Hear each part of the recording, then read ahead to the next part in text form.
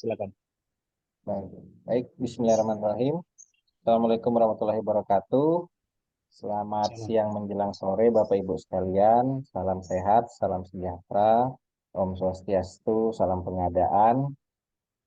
Alhamdulillah, puji Tuhan hari ini kita bersama-sama lagi di hari libur panjang ini. Mungkin Bapak Ibu ada yang sedang dalam perjalanan, seperti Pak Muklis yang lagi di luar daerah, seperti itu. Ya, hari ini kita sama-sama lagi di kegiatan rutin, yaitu di kegiatan webinar online dari Muji Santosa Training and Consulting. Ya, sebelumnya saya sampaikan permohonan salam kepada Pak Muji yang mungkin sekarang lagi sedang di jalan ya Pak Muklis. Tadi ada chat, beliau lagi di jalan ya. Seperti itu Pak Muji yang saya hormati, Pak Muklis dari pihak Muji Santosa Training and Consulting dan juga Pak Dewa Agung Gede Manu. Selamat siang Pak. Selamat siang. Oke, baik. Baik Bapak Ibu sekalian, hari ini kita akan membahas terkait tentang kontrak Bapak Ibu sekalian. Khususnya kita akan sharing tentang kontrak payung dan kontrak multies Bapak Ibu. Di mana untuk materi hari ini akan disampaikan oleh Bapak Dewa Agung Gede Manu dari RSUD Bali Mandara Bapak Ibu sekalian. Baik Bapak Ibu, untuk mempersingkat waktu seperti biasa sebelum acara dimulai, saya akan sampaikan terkait ketentuan atau tata cara dalam kita melaksanakan webinar hari ini. Nanti narasumber akan menyampaikan materi 45 menit Bapak Ibu sekalian. Dan selanjutnya kita akan isi dengan diskusi, sharing dan tanya jawab. Bagi Bapak Ibu yang ingin menyampaikan pertanyaan atau mau berdiskusi, silahkan dengan mengklik tombol raise hand atau bisa menyampaikan pertanyaannya di tombol chat Bapak Ibu. Baik, sebelum dimulai nanti kita untuk memperlancar acara, mari kita berdoa dulu bersama menurut agama dan kepercayaan kita masing-masing. Berdoa dimulai.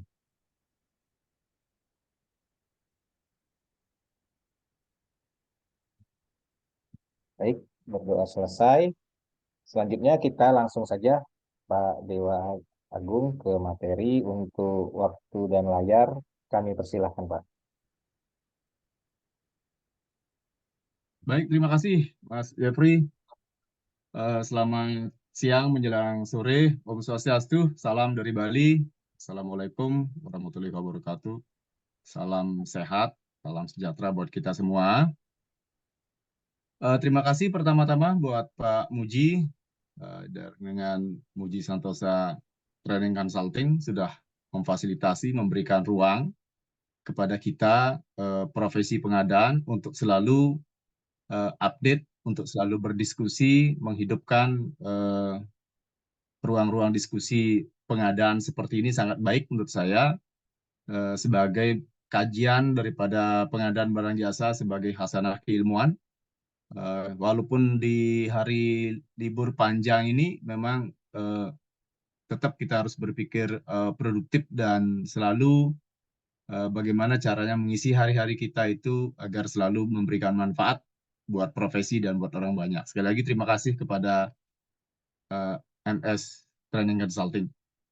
Yang saya hormati, di sini hadir senior Pak Muklis, yang saya hormati Bapak Ibu teman-teman semua, para penggiat profesi pengadaan yang saya sangat hormati, saya muliakan. Sekali lagi, profesi pengadaan adalah profesi yang sangat mulia, Bapak Ibu semua. Karena sih, kalau mengutip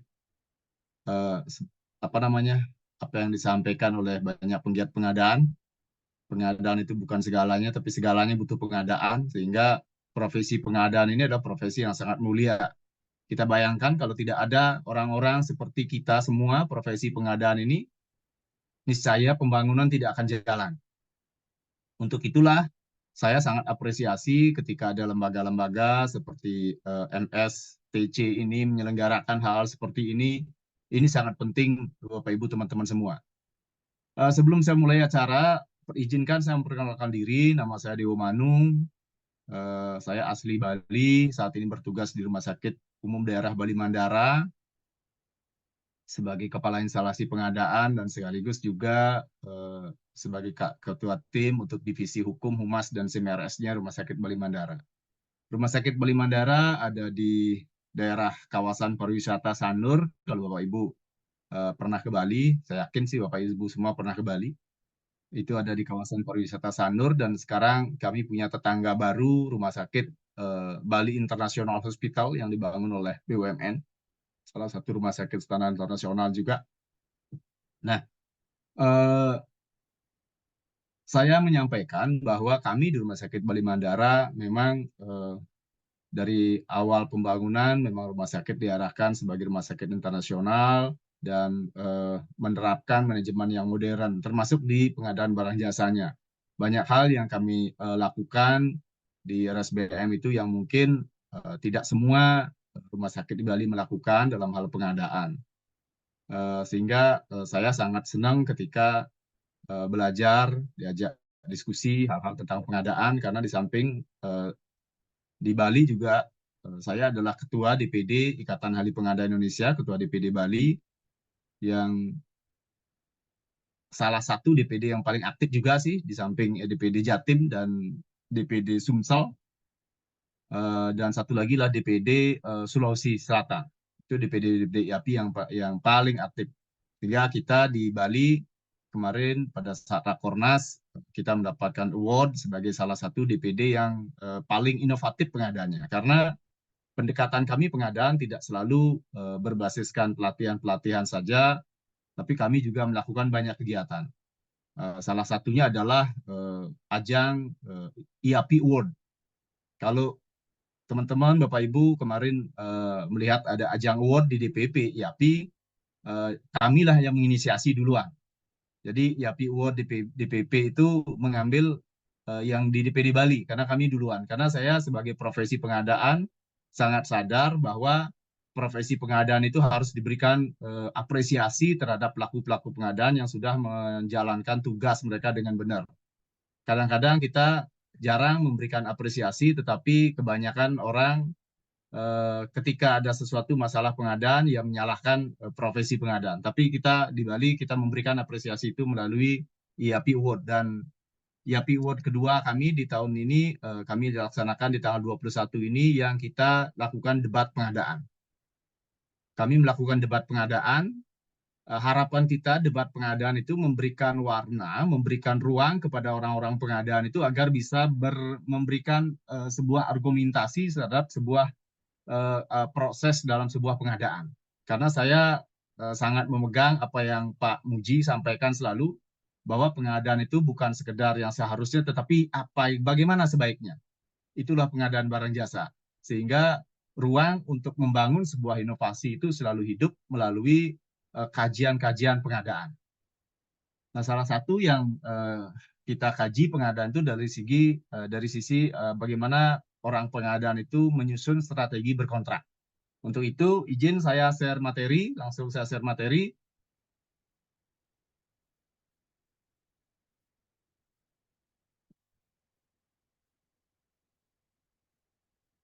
Ya, mudah-mudahan sudah terlihat materinya. Saya Jelas, hanya Mas. sharing saja, hanya men-trigger sebuah proses diskusi, hanya membawakan saja. Saya yakin Bapak Ibu semua sudah familiar dengan apa itu kontrak payung dan kontrak tahun jamak atau multi-years. Oke, pertama ini sebenarnya dasar argumentasi kita. Kenapa sih kita selalu mengingatkan profesi kita untuk lebih melihat sebagai sebuah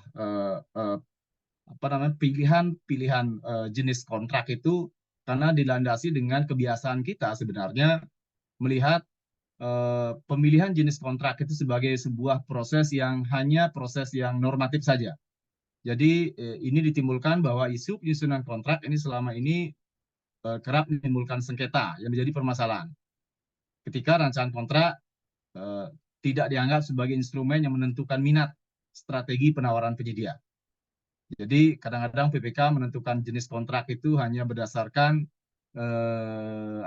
kebiasaan-kebiasaan yang bagaimana sudah lalu saja, sehingga tidak melihat pemilihan jenis kontrak itu sebagai menentukan minat dan strategi penawaran penyedia dan juga market sounding, sehingga sering tidak dianggap penting. Pemilihan jenis kontrak tidak tepat tidak cermat membuat rancangan kontrak itu hanya sekedar copy paste saja. Tadi ruang lingkup pekerjaan tidak jelas, rancangan kontrak tidak market friendly atau sesuai dengan bisnis model, ketentuan serah terima juga tidak jelas, dan mekanisme pembayaran membuka jadi terhambat. Jadi kadang-kadang kita dalam hal menentukan jenis kontrak itu sangat penting, bagian daripada kita merencanakan sebuah proses pengadaan yang lebih baik.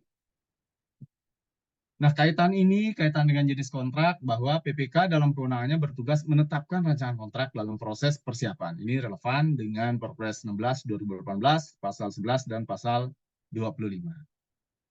Ada di sana tugas PPK. Nah, selanjutnya, dalam hal kita memilih jenis kontrak atau menentukan rancangan kontrak, perlu kita pahami bahwa yang pertama dalam pikiran kita ketika kita bicara pengadaan barang jasa, bahwa kita ingin menciptakan value. Saya sering mendengar value for money yang disebut-sebut oleh semua teman-teman profesi pengadaan, tetapi saya ingin menyebutkan istilah itu sebagai sebuah penciptaan sebuah nilai, penciptaan sebuah value dalam pengadaan. Kalau kita bicara value dalam pengadaan, menciptakan value dalam pengadaan, ada dua hal yang harus kita lakukan, yaitu menurunkan biaya dan waktu. Dalam arti kita kurangi biayanya, kita kurangi waktu prosesnya. Jadi kita menurunkan, menekan biaya dan mengurangi waktu.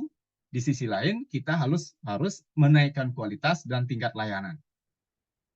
Inilah yang disebut dengan penciptaan sebuah value dalam pengadaan. Kita turunkan biaya dan waktunya. Di sisi lain kita naikkan, kita tingkatkan kualitas dan tingkat layanan. Ini yang harusnya menjadi pegangan kita bagaimana menciptakan value dalam pengadaan. Jadi value itu bisa kita lihat dari banyak sisi. Kalau saya sering menyebut sebagai sebuah istilah 6 tepat, yaitu tepat kualitas, tepat kuantitas, tepat waktu, tepat lokasi, tepat harga, dan terakhir adalah tepat biaya. Ada 6 tepat yang harus kita pertimbangkan. Jadi itulah dalam hal dari sisi menciptakan sebuah value. Nah, selanjutnya dalam kita menentukan strategi berkontrak, tentu kita harus selalu pegangannya adalah salah satu konsep yang sangat saya senang bawakan, yaitu sebuah teori supply positioning model yang digagas atau dibentuk, diciptakan oleh Peter Krajit, seorang ahli manajemen, yang menyebutkan bahwa ketika kita bicara pengadaan barang jasa, bicara pembelian, organisasi dalam sebuah pembelian itu mengklaster, membagi kebutuhan organisasinya dalam 4 kuadran belanja atau 4 kategori pembelian. Yang pertama, jadi kategori pembeliannya kita bisa lihat dari kuadrannya, dari sumbu yang naik ini adalah dampak kalau peluang pasokan yang vertikal, peluang atau dampak atau tingkat risiko. Yang horizontal itu adalah pengeluaran. Jadi semakin ke kanan, pengeluaran semakin besar, semakin naik sumbu yang vertikal itu adalah semakin tinggi daripada risiko organisasi terhadap ketersediaan pasokan. Jadi kalau dari sini kita lihat, kalau adalah kebutuhan itu adalah kebutuhan rutin artinya risikonya adalah rendah, pengeluarannya adalah kecil. Kalau ini pengeluaran ini bisa kita lihat dari Pareto efisiensi, sebuah hukum Pareto 8 membagi dari 80 sampai 20 ya. Kalau rutin itu berarti 80% produk tetapi hanya 20% dari sisi pengeluaran kita. Itu kebutuhan kita rutin, jadi tingkat risikonya rendah. Kalau leverage, belanja kita sudah semakin besar walaupun masih tetap risikonya rendah. Nah, dari sisi kedua kuadran ini kalau kita lihat penyediaannya banyak, kebutuhannya standar, pekerjaan itu tidak kompleks. Jadi biasanya kalau dari 2 kuadran ini, yang dilakukan metode pembeliannya adalah kalau sudah kebutuhan rutin, kalau ada di katalog, pasti belinya e-processing. Kalau leverage, biasanya bisa berupa pekerjaan konsolidasi, karena ini kebutuhan rutin yang digabungkan menjadi leverage. Karena ketika kebutuhan rutin yang nilainya kecil, risikonya kecil, sebisa mungkin pasti banyak melakukan konsolidasi sehingga menjadi leverage, sehingga menjadi lebih besar nilainya. Ketika lebih besar nilainya, daya tawar organisasi pasti lebih besar lagi. Itulah kenapa rutin ini didorong menjadi leverage untuk digabungkan banyak kebutuhan rutin menjadi konsolidasi pengadaan. Biasanya ini bisa dilakukan juga bisa dengan pricing maupun dengan mekanisme tender. Nah, yang ketiga ada di kuadran bottleneck. Bottleneck ini risikonya sudah mulai tinggi walaupun nilainya kecil. Walaupun nilainya masih kecil, masih 20% dari nilai total belanja kita, tapi risikonya sudah mulai tinggi. Risikonya tinggi. Kalau tidak ada produk barang jasa itu bisa jadi organisasi, aktivitas organisasi itu akan terganggu. Selanjutnya ada di kuadran kritis. Kuadran kritis ini risikonya tinggi dan juga nilainya juga tinggi. Ketika ada di dua kuadran ini, bottleneck dan kritis ini, posisi di lapangan atau di pasaran biasanya penyediaannya sedikit. Jadi penyediaannya spesifik dan kebutuhannya kompleks. Nah, untuk inilah kenapa kita menggunakan supply positioning model ini juga dalam proses, dalam hal kita untuk menentukan strategi kita berkontrak. Kalau sudah ada di kuadran rutin, biasanya pasti kalau dimungkinkan karena kebutuhannya rutin setiap tahun ada, nilainya kecil-kecil, biasanya cocoknya kita menggunakan kontrak payung di sini. Kalau sudah kebutuhannya bottleneck, jadi setiap kebutuhan itu walaupun nilainya kecil tetapi risikonya tinggi, kita tidak mau ambil risiko. Di sini biasanya strategi berkontrak itu adalah long term kontrak atau kontrak jangka panjang. Bisa jadi ini adalah kontrak multi-years, long term kontrak. Tetapi begitu dia ada di kebutuhan kritis, biasanya organisasi-organisasi itu tidak mau mengambil risiko dengan kontrak seperti rutin spot procure atau sekali beli, tidak juga berani ngambil risiko dengan kontrak jangka panjang, biasanya mengambil pola-pola KSO. Jadi kerjasama operasional. Itu kalau di posisi di kuadran kritis. Nah, inilah strategi yang kita gunakan untuk memetakan kebutuhan dan untuk menentukan strategi berkontrak yang terbaik buat organisasi kita. Bagaimana caranya kita berkontrak agar daya tawar organisasi kita lebih bagus di mata penyedia, begitu juga penyedia tertarik dengan pekerjaan atau paket pengadaan yang ada di organisasi kita. Itu yang harus kita pikirkan, bagaimana menentukan strategi kontrak. Kalau sudah bottleneck, begitu posisi bottleneck risikonya tinggi buat organisasi, walaupun nilainya kecil, tentu kita sebagai orang pengadaan di organisasi itu tidak berani bermain-main untuk melakukan kontrak. Karena posisi tawar kita pasti lebih kecil di sisi penyedia. Sehingga alangkah baiknya kita tawarkan long term kontrak atau kontrak jangka panjang, lebih dari 1 tahun. Tapi begitu kebutuhan rutin yang kebutuhannya sudah pasti tiap tahun, sudah pasti hanya tentang volume dan waktu delivery-nya yang belum pasti, tapi kebutuhannya adalah pasti, memang sebaiknya pemilihan kontraknya kita gunakan framework kontrak atau kontrak payung. Nah, inilah dasar pemikirannya dari teori supply positioning model ini. Nah, ini ketika kita memilih jenis kontrak, tentu kita tentukan jenis barang jasanya, harus kita pertimbangkan, kedua spesifikasi teknis KK-nya kita pertimbangkan, volume pembeliannya, lama waktu pekerjaan, kesulitan, dan risiko pekerjaan. Inilah yang harus kita pertimbangkan ketika memilih jenis kontrak pengadaan barang jasa. Sehingga dalam pengadaan barang jasa dikenal beberapa jenis kontrak. Jenis kontrak ada untuk pengadaan barang jasa lainnya, ada lumsum, harga satuan, gabungan lumsum, kontrak payung, plus imbalan. Kalau untuk konstruksi, bedanya ada kontrak putar kunci, tidak ada kontrak payung.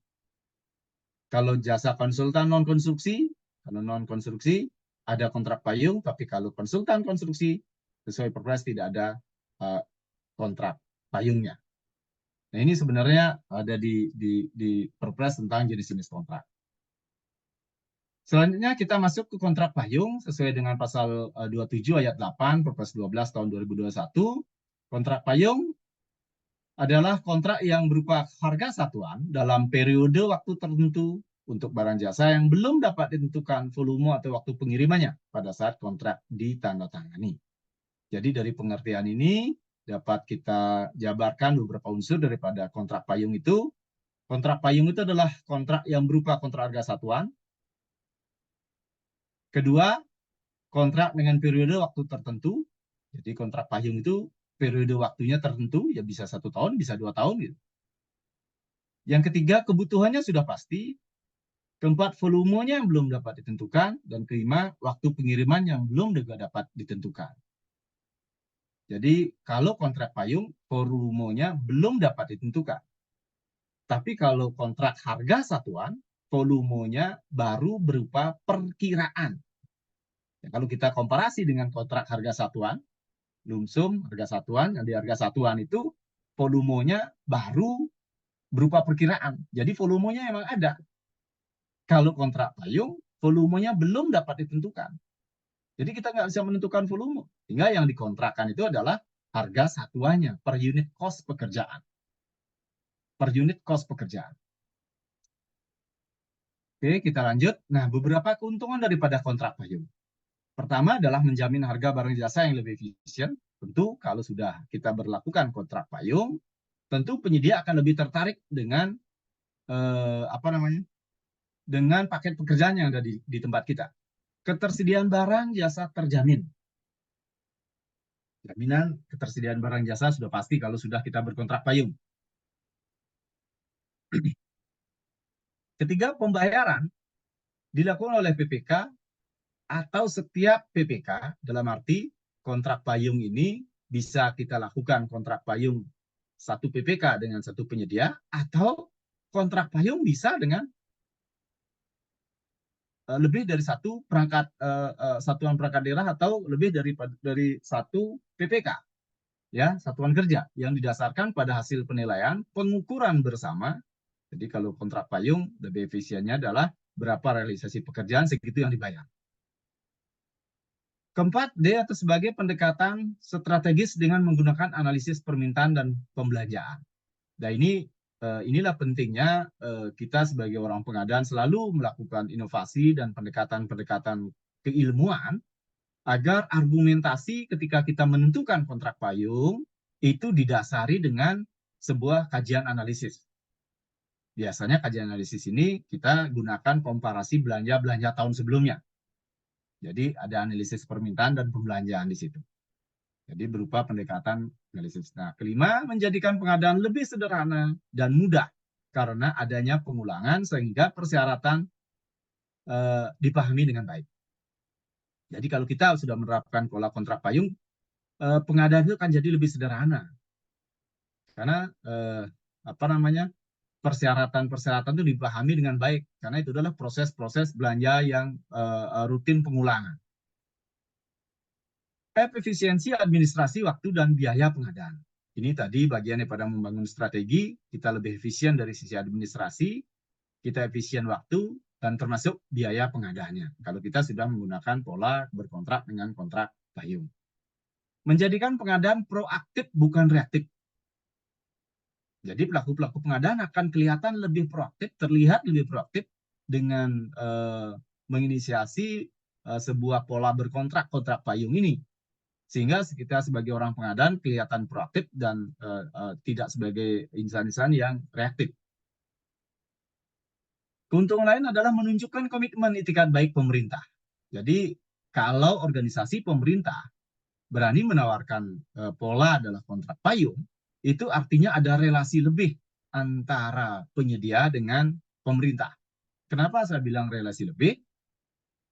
Karena orang pengadaan ketika memilih sebuah kontrak payung harusnya adalah berdasarkan analisis data pembelian dan permintaan tadi. Biasanya kelemahan, kalau saya lihat pengalaman di pengadaan, kelemahan kita di pemerintah adalah kelemahan kita dari sisi database. Dari sisi database kita lemah. Kita harus akui pemerintah lemah dari sisi database. Saya cerita di tempat saya sendiri di Rumah Sakit Bali Mandara. Sebelum saya ke sana itu belum pernah ada kontrak payung.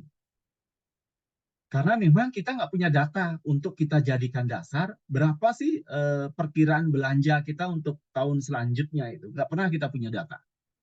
Sehingga kami nggak bisa melakukan kontrak payung.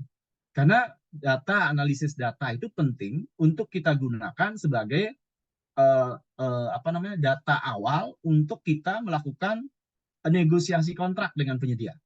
Kalau nilai pembelian kita setiap tahun meningkat, tentu saja kita sebagai orang pengadaan pasti bergaining negosiasi kita lebih tinggi. Kalau kita punya datanya. Nah, biasanya data itu dimiliki oleh penyedia rata-rata. Jarang kita di pemerintah itu punya data yang akurat. Juga jarang punya data yang akurat, kecuali memang organisasi-organisasi yang sudah established, sudah punya manajemen manajemen procurement-nya yang lebih baik, tentu data itu sangat gampang didapat. Dengan database yang seperti itu, komitmen pemerintah itu ditunjukkan dengan itikat baik. Karena apa? Karena kalau kita punya data yang benar, data yang tepat, tentu kita akan bisa menawarkan kerjasama yang lebih dengan penyedia. Kerjasama yang lebih. Kerjasama yang lebih itu dalam arti ketika kita melakukan kontrak payung, biasanya tidak hanya kontrak terhadap pembelian barang jasa, sekaligus terhadap sharing data yang bisa kita lakukan. Termasuk sharing data di pasaran. Biasanya kalau saya melakukan kontrak payung, misalnya kontrak payung obat, kontrak payung reagen, itu biasanya kami minta. Karena Anda sudah berkontrak payung dengan kami, Rumah Sakit Bali Mandara, mohon Anda penyedia memberikan kami data informasi terhadap ketersediaan barang di pasaran. Sehingga kalau barang di pasaran terbatas, karena kita sudah berkontrak payung, kita akan mendapatkan prioritas terhadap ketersediaan barang di pasaran itu. Kita biasanya diberikan prioritas lebih dulu. Biasanya kita diberikan informasi, misalnya barang A di pasaran sudah menipis stoknya, gimana RSBM butuh barang ini nggak dalam waktu dekat, sehingga kami mendapatkan prioritas. Itulah komitmen itikat baik pemerintah. Dan terakhir, mendorong inisiasi standarisasi. Ini penting, standarisasi ini serta meningkatkan kualitas produk. Rata-rata kalau kita melakukan sebuah proses pengadaan, jarang kita di organisasi itu membuat standarisasi produk dan standarisasi pekerjaan. Kalau kita melakukan kontrak payung, tentu harus kita buat standarisasi produk dan pekerjaan itu agar memudahkan kita untuk memanajemen sebuah kontrak. Karena kalau kontrak payung, tentu yang dibutuhkan adalah speknya adalah standar. Speknya standar dan kebutuhan rutin dan standar. Oke, selanjutnya ketika kita bicara kontrak tahun jamak. Nah, ini saya sebelum meloncat ke kontrak tahun jamak, saya ingin pertegas lagi di sisi kontrak payung bahwa kalau kita melakukan kontrak payung ini bisa kita kombinasikan sebenarnya dengan kontrak multi-years. Kontrak payung tetapi tahun jamak. Atau kita bisa kombinasikan kontrak payung ini dengan kontrak pengadaan bersama. Bisa kita kombinasikan. Sehingga di sini ada di pembayaran oleh PPK atau setiap PPK. Ini ketika kontraknya pengadaannya bersama. Jadi kombinasi berkontrak itu kita bisa lakukan dalam hal kita melakukan inovasi dalam hal berkontrak. Kombinasi kontrak payung dengan multi-years. Di tempat kami sudah kami lakukan dengan melakukan kontrak payung multi-years untuk pekerjaan pengangkutan limbah medis. Kontrak payung kami adalah kontrak payung multi-years. Selama 3 tahun kita lakukan kontrak limbah medis itu menggunakan pola kontrak payung. Jadi yang kami kontrakkan adalah unit cost pekerjaannya per kilogram limbah medis yang diangkut, nilainya tetap selama tahun kontrak, selama durasi kontrak, dan sifatnya adalah multi-years. Sehingga kami tidak setiap tahun melakukan proses pemilihan penyedia. Toh juga speknya adalah standar saja speknya. Itu kita memudahkan untuk manajemen sebuah proses pengadaan. Itu yang kami lakukan. Bahkan kontrak pemeliharaan gedung kami adalah kontrak multi-years yang kita lakukan. Jadi kami membuat sebuah terobosan dengan meminta kepada user, dalam hal ini teman-teman di unit instalasi pemeliharaan sarana, untuk membuatkan list pekerjaan-pekerjaan yang sudah biasa atau berulang-ulang dilakukan di tempat kami di rumah sakit terkait dengan pemeliharaan gedung. Dari situ kami akan buatkan analisa harga per unit cost pekerjaan berdasarkan analisa harga satuannya, sehingga kami dapatkan unit cost pekerjaan itu. Itulah yang kami lakukan negosiasi dengan teman-teman penyedia, sehingga kontrak kami adalah per unit cost pekerjaan. Misalnya unit cost pekerjaan melakukan pengecatan tembok per meter persegi, kita sudah lakukan proses negosiasinya. Jadi setiap 3 bulan kita hanya membayar berapa meter persegi yang setelah dilakukan pengecatan tembok itu. Ya, syukurnya dalam 3 tahun kita sudah melakukan pola seperti itu. Setiap tahun kita lakukan evaluasi. Ada unit-unit pekerjaan yang tidak ada dalam kontrak dan kita lakukan proses pengadaan barang jasa seperti biasanya, tapi di tahun depannya kita akan masukkan unit cost pekerjaan itu menjadi unit cost dalam ada di kontrak payung itu sendiri. Ini lebih memudahkan kita untuk memanajemen pengadaan, karena kami tentu rumah sakit tidak bisa menunda sebuah proses pekerjaan, apalagi ketika pekerjaan itu adanya di awal-awal tahun atau di akhir tahun, bahkan di malam tahun baru pun biasanya. Kalau kita sudah melakukan pola kontrak payung, apalagi kami kombinasikan dengan kontrak tahun jamak, itu sangat memudahkan kita untuk memanajemen kembali proses pengadaan. Oke, selanjutnya kita beralih ke kontrak tahun jamak. Jadi kalau kita bicara kontrak tahun jamak, dasar hukumnya ada di pasal 27 Perpres 12 tahun 2021, yaitu kontrak tahun jamak merupakan kontrak pengadaan barang jasa yang membebani lebih dari 1 tahun anggaran.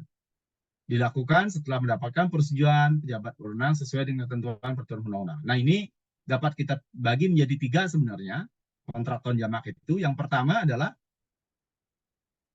adalah kontrak yang melewati 1 tahun anggaran dalam arti lebih dari 12 bulan. Jadi lewat dari 1 tahun anggaran, lebih dari 12 bulan.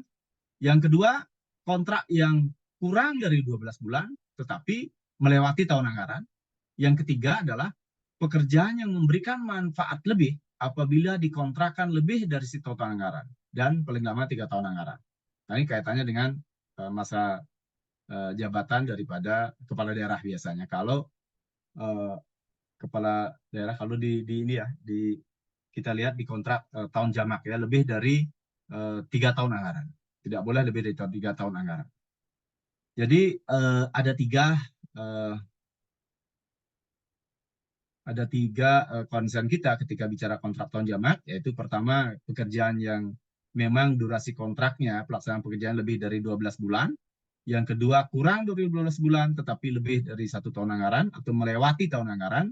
Ketiga adalah kontrak yang memberikan manfaat lebih apabila dikontrakkan lebih dari 1 tahun anggaran.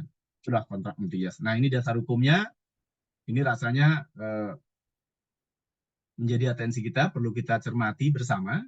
Dasar hukum kalau kita bicara anggaran pengadaan itu dari APBD, tentu dasar hukum kita adalah PP 12 tahun 2019 dan turunannya adalah Permendagri 77 2020 tentang pedoman pengelolaan keuangan daerah.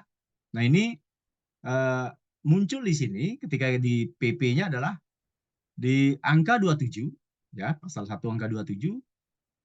Kenapa saya tulis kegiatan? Di sinilah yang muncul tahun jamak itu. Di sini yang muncul tahun jamak. Kegiatan yang disebut dengan kegiatan tahun jamak itu adalah bagian dari program yang dilaksanakan oleh satu atau beberapa satuan kerja perangkat daerah sebagai bagian dari pencapaian sasaran terukur pada suatu program dan terdiri dari sekumpulan tindakan pengerahan sumber daya. Kita lihat pengerahan sumber daya, baik berupa personil ataupun SDM, barang modal termasuk peralatan teknologi dana atau kombinasi dari beberapa sumber daya tersebut sebagai masukan untuk menghasilkan output. Itulah kegiatan. Jadi kegiatan tahun jamak itu adalah kegiatan yang dianggarkan dan dilaksanakan untuk masa lebih dari 1 tahun anggaran. yang pekerjaannya dilakukan melalui kontrak tahun jamak. Jadi yang dikenal sebenarnya adalah kegiatan tahun jamak yang pelaksananya melalui kontrak tahun jamak. Selanjutnya kita lihat sub kegiatan tahun jamak ada di Permendagri 77. Dengan kriteria meliputi pekerjaan konstruksi atas pelaksanaan sub kegiatan secara teknis merupakan satu kesatuan untuk menghasilkan output memerlukan waktu penyelesaian lebih dari 12 bulan. Itu bisa digunakan sebagai kegiatan tahun jamak. Pekerjaan atas pelaksanaan sub kegiatan yang menurut sifatnya harus tetap berlangsung pada pergantian tahun anggaran. Seperti kegiatan penanaman benih, bibit, penghijauan, pelayanan perintis udara. Nah, ini beberapa kegiatan yang masuk tahun jamak. Jangka waktu pelaksanaan tahun jamak tidak melampaui masa jabatan kepala daerah. Dalam hal pelaksanaan tahun jamak, masa jabatan kepala daerah berakhir, jadi kontrak itu bisa diselesaikan sampai dengan tahun anggaran berakhir. Pentingnya di sini adalah ketika kita bicara kegiatan tahun jamak, itulah yang wajib mendapatkan persetujuan daripada kepala daerah dan DPRD tentunya.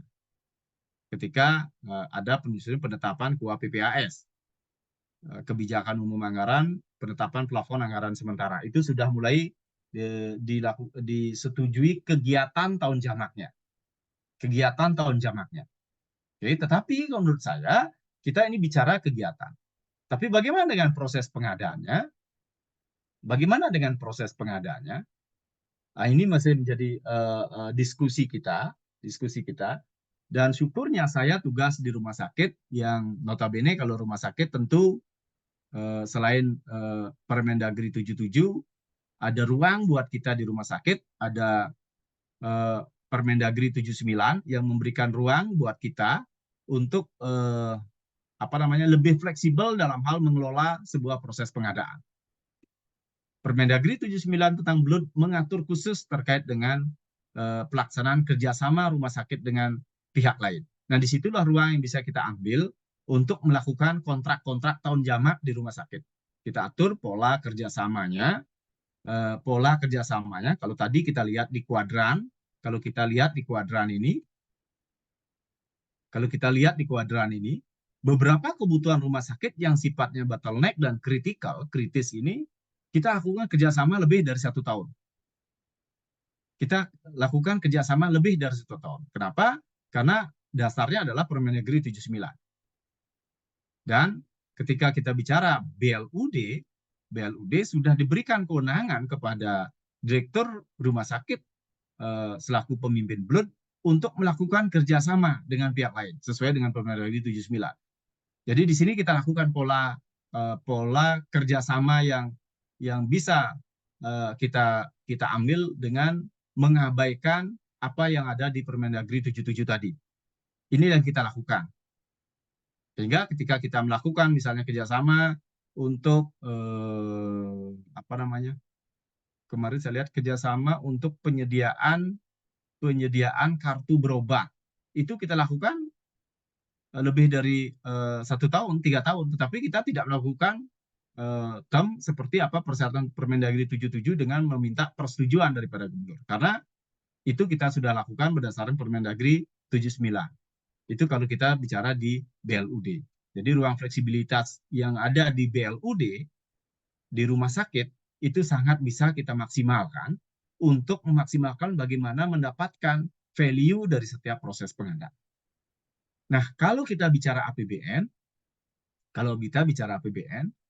dasar hukumnya tentu PP 45 2013, itu perubahannya adalah PP 50, dan selanjutnya adalah Peraturan Menteri Keuangan 60, dan perubahannya adalah Peraturan Menteri Keuangan ke-90 tentang persetujuan kontrak tahun jamak oleh Menteri Keuangan. Dari sisi kontrak tahun jamak, kalau kita mengikuti term daripada APBN, PP 45, yaitu kontrak tahun jamak dapat dilakukan untuk pekerjaan yang penyelesaian lebih 12 bulan, memberikan manfaat lebih apabila dikontrakkan untuk jangka waktu lebih dari 1 tahun anggaran. Ini biasanya di sisi ini pekerjaan-pekerjaan yang memang mendapatkan manfaat lebih seperti cleaning service, belanja bandwidth internet, itu adalah kebutuhan-kebutuhan yang rutin, pasti ada setiap tahun. Pasti ada setiap tahun kebutuhan-kebutuhan ini. Dan tidak melihat siapapun, misalnya pemimpin kepala daerah, pasti ada kebutuhan-kebutuhan ini, gitu ya. Yang kedua, pekerjaan yang penyelesaian lebih dari 1 tahun anggaran, itu termasuk, nah ini ada di perubahan keduanya sebenarnya, ada di PMK 90-nya, ya. Di PMK 90 ini untuk mempertegas, memberikan kejelasan ketika ada kontrak yang awalnya 1 tahun, ya, tahun tunggal, yang awalnya 1 tahun tunggal, tetapi karena ada kondisi di lapangan, itu menyebabkan kontrak itu lebih dari 1 tahun. Nah, ini sudah difasilitasi juga oleh Peraturan Menteri Keuangan, ya. Jadi pekerjaan yang penyelesaian direncanakan kurang dari 12 bulan tapi membebani lebih dari 1 tahun anggaran, atau pekerjaan semula direncanakan dilakukan tahun tunggal menjadi tahun jamak sebagai akibat dari suatu keadaan yang terjadi di luar kehendak para pihak. Ini force majeure, kondisi KH. Ini juga sudah diberikan kepastian hukum ketika ada kontrak yang awalnya tidak direncanakan lebih dari 1 tahun, menjadi lebih dari 1 tahun karena ada kondisi KH. Ini sudah diberikan kepastian hukum di PMK 90 tahun 2020, ya.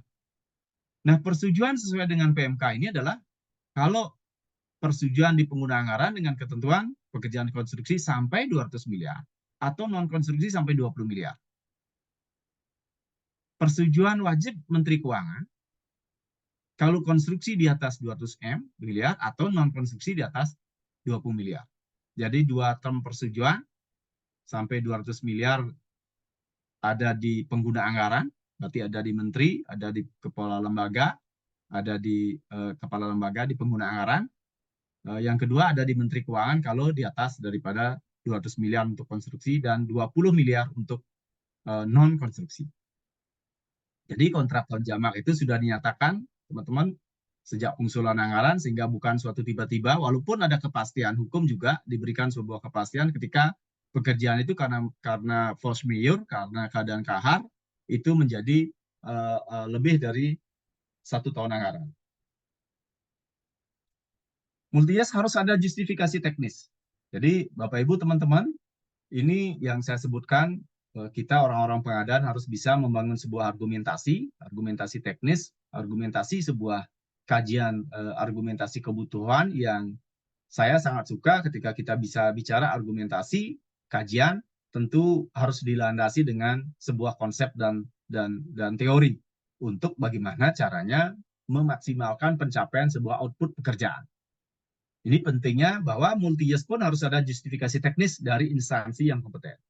Disarankan merupakan satu kesatuan pekerjaan atau untuk menjamin pemenuhan kepastian kebutuhan. Nah, ini penyesuaian harga. Kalau sudah kontrak multi-yes, dimungkinkan diberikan penyesuaian harga untuk kontrak yang lebih dari 18 bulan dan mulai bulan ke-13. Itu bisa diberikan penyesuaian harga khusus untuk harga kontrak, harga satuannya. Pemilihan jenis kontrak, nah ini slide saya terakhir, Bapak Ibu teman-teman. Pemilihan jenis kontrak adalah sebagai sebuah strategi dalam membangun value pengadaan, yaitu dengan menurunkan biaya, waktu, dan risiko, dan di sisi lain menaikkan kualitas dan tingkat layanan. Sekali lagi, bahwa pemilihan jenis kontrak itu adalah sebuah strategi. Kalau kita bicara strategi, berarti harus ada kita justifikasi untuk memilih strategi itu. Itu pentingnya kita membangun sebuah kajian analisisnya. Yang kedua, inovasi dalam berkontrak sangat dimungkinkan dalam modernisasi pengadaan.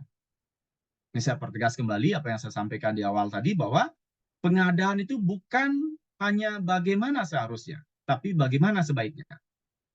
Kalau kita bicara hanya sekedar seharusnya, berarti kita hanya bicara prosedural. Kita hanya bicara as compliant, ya, just compliant, pemenuhan prosedur. Tetapi kalau kita bicara bagaimana sebaiknya, kita bicara as performance. Berarti kita menunjukkan kinerjanya. Ini yang saya ingin pertegas, dan apa yang kita sampaikan, kita diskusikan ini pun sebenarnya diberikan ruang di pasal 27A Perpres 12 2021, karena saya ingat sekali Perpres 27 Perpres 12 2021 ini kita ketahui keluar pada masa pandemi COVID, Bapak Ibu teman-teman semua. Pada masa pandemi COVID tahun 2020, kalau kita menggunakan pola bagaimana pengadaan itu seharusnya, kita bicara compliant pemenuhan pasal-pasal prosedur-prosedur saja, saya yakin pandemi COVID belum akan berlalu. Kenapa saya bilang begitu? Karena zaman pandemi COVID 2020, kebetulan karena saya juga pindah ke rumah sakit ini tahun 2020 pas pandemi COVID, karena saya ditugaskan untuk menyiapkan ruang rumah sakit sebagai ruang isolasi COVID tahun 2020. Di tahun 2020, Perpres yang ada adalah Perpres 16 tahun 2018. Di situ belum ada muncul kontrak cost plus fee. Belum ada muncul. Kalau kita cermati Perpres 16, belum ada muncul kontrak biaya plus imbalan. Tetapi pada masa pandemi COVID, kontrak itu sudah digunakan. Padahal belum ada. Belum ada kontrak itu muncul di Perpres. Tetapi digunakan. Kita suruh penyedia kerja dulu, kan seperti itu pada masa pandemi COVID. Kerja dulu, membuat ruang isolasi, ya disuruh aja kerja dulu, nanti setelah selesai bekerja, baru dilakukan pemeriksaan bersama, baru kita tuangkan dalam kontrak. Itu kan kontrak cost plus fee sebenarnya, yang di tahun 2020 belum ada, tetapi sudah dilakukan. Barulah di Perpres 12 itu diakomodirlah kontrak cost plus fee. Nah, pada masa itu yang digunakan terminologi yang digunakan bukan prosedural, tapi terminologi yang digunakan sudah naik ke atas ke arah teori dan filosofi. Teorinya adalah teori kontrak adalah sepanjang disepakati para pihak menjadi undang-undang bagi para pihak. Jadi berkontrak. Filosofinya pada saat itu adalah adagium daripada Cicero, solus populi supreme lex esto. Keselamatan rakyat adalah hukum tertinggi. Jadi pemerintah melakukan apa saja, bahkan tidak ada hukumnya dilakukan demi keselamatan rakyat. Nah, ruang itulah yang harus kita gunakan sebagai teman-teman pengadaan. Ruang itulah yang harus kita gunakan untuk membangun strategi kita berkontrak. Sehingga ruang itu difasilitasi di sisi aturan juga. Pasal 27A menyebutkan PPK dapat menggunakan selain jenis kontrak sebagaimana dimaksud pasal 27. Pasal 27 itu jenis kontraknya yang tadi saya sebutkan di depan. Ada lumsum, ada harga satuan, gabungan lumsum harga satuan, plus kontrak cost plus fee, biaya plus imbalan, kontrak payung, putar kunci, itu semua ada di pasal 27. Tapi kalau menurut kita ada pola kontrak yang lebih baik, silakan lakukan. Karena kalau kita mencermati materi dari tadi, ada di situ berdasarkan analisis teknis, itu kan semua bagian daripada sebuah kebijakan yang diambil oleh aparatur pemerintah, oleh administrasi pemerintah untuk memaksimalkan output. Bagaimana memaksimalkan output dalam arti membangun value, bagaimana menurunkan biaya waktu dan risiko, dan bagaimana menaikkan kualitas dan tingkat layanan. Itu semua adalah sebuah kebijakan. Dan kebijakan itu sebenarnya dengan adanya Undang-Undang Cipta Kerja, kalau kita cermati Undang-Undang Cipta Kerja, salah satu undang-undang yang diubah dari Undang-Undang Cipta Kerja itu adalah Undang-Undang nomor 30 tahun 2014 tentang administrasi pemerintahan. Apa yang diubah? Dalam Undang-Undang 30 2014, persyaratan daripada kebijakan atau diskresi, kalau yang disebut dengan diskresi, atau kalau dalam bahasa Belandanya adalah vrijheidshermessen, itu salah satu persyaratan yang dihilangkan oleh Undang-Undang Cipta Kerja adalah kebijakan itu tidak ada dasar peraturan undang-undangan. Kalau dulu di Undang-Undang 30 2014 semua kebijakan adalah sesuai dengan peraturan undang-undangan, begitu. Yang namanya kebijakan itu peraturan undang-undangannya nggak ada. Sehingga terminologi itu dihilangkan di Undang-Undang Cipta Kerja. Kalau dulu orang berpikir untuk mengeluarkan kebijakan ini sudah sesuai dengan peraturan tidak? Itu kalau dulu. Sekarang dengan diubahnya undang-undang itu dengan Undang-Undang Cipta Kerja, persyaratan untuk sebuah diskresi itu dihilangkan. Nah, yang Bapak Ibu lihat di nomor 2 ini, di ayat 2 ini adalah PPK dalam menentukan jenis kontrak sebagaimana harus mempertimbangkan prinsip efisien efektif tidak bertentangan. Bukan tidak sesuai ya, tetapi tidak bertentangan dengan ketentuan peraturan undang-undangan. Kalau kita bicara kesesuaian, tentu aturannya ada. Tetapi yang penting dia tidak bertentangan. Tidak bertentangan dalam arti ya tetap harus akuntabilitasnya tetap harus ada, bisa dipertanggungjawabkan. Dan paling penting tolok ukur daripada sebuah kebijakan itu, tolok ukur dari sebuah diskresi atau fresh air mission itu, salah satunya adalah asas-asas umum pemerintahan yang baik. Itu tolok ukurnya daripada sebuah kebijakan. Apa itu asas-asas umum pemerintahan yang baik? Itu ada di Undang-Undang 25 tahun 99 tentang pelaksanaan pemerintahan yang bersih KKN. Di situ disebut asas-asas umum pemerintahan yang baik. Itu ada salah satu adalah berkepastian hukum, kemanfaatan, itu yang dicari. Ya, itu yang dicari. Ada kemanfaatannya, yang penting ada unsur kemanfaatannya. Dia lebih memberikan manfaat. Itu yang saya sebut dengan penciptaan value tadi.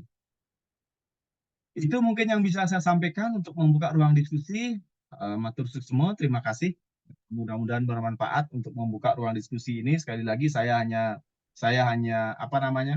hanya menyampaikan, mengantarkan sebuah ruang diskusi. Jadi ini forum milik kita semua untuk mengeluarkan pendapat. Sekali lagi orang-orang pengadaan saya pikir sangat penting untuk bisa mengeluarkan pendapat. Saya yakin orang pengadaan itu sangat penting bisa mengeluarkan pendapat, bisa berbicara, bisa berargumentasi, karena nanti setiap keputusan yang diambil oleh orang pengadaan, oleh pelaku-pelaku profesi pengadaan, harus dilandasi dengan argumentasi.